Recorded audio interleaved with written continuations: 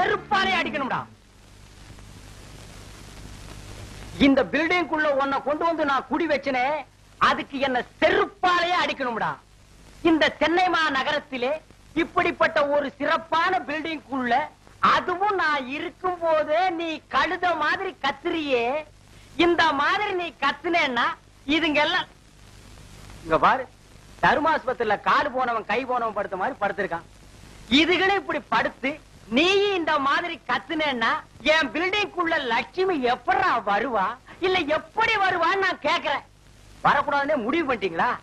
சொன்னேங்க, பாட வரேன்னு சொன்னேங்க. பாடின வீட்டுக்காரர் வந்துருவாருன்னு சொன்னேங்க. சொல்ற கையில கிட்டாரை வச்சுட்டு பெரிய நெப்போலியன் நினைப்பு. நிறுத்துறா, இவர் பெரிய யோக்கியரு. இதே தொல்லையா போச்சு. யாரடா சொல்ற? அவனுங்க பாடுறானுங்களா இல்ல நாங்க படுக்கட்டுமா? ரெண்டுல ஒண்ணு கேட்டு சொல்லுங்க. யார்? நானு. எனக்கு இதாண்டா வேலை. போய் பாடுறா. சரி, இது அவனுக்கு ரூம்டா. ஓ ரூம் எதுடா?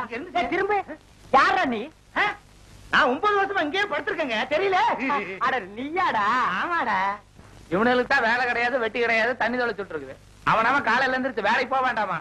அதுவும் நல்லா பாடினா கூட பரவாயில்லைங்களே.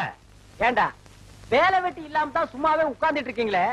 தேனாம்பேட்டை கார்னர்ல தான் மிலிட்டரிக்கு ஆள் எடுக்கிறாங்களே, போய் சேருங்களேன்டா.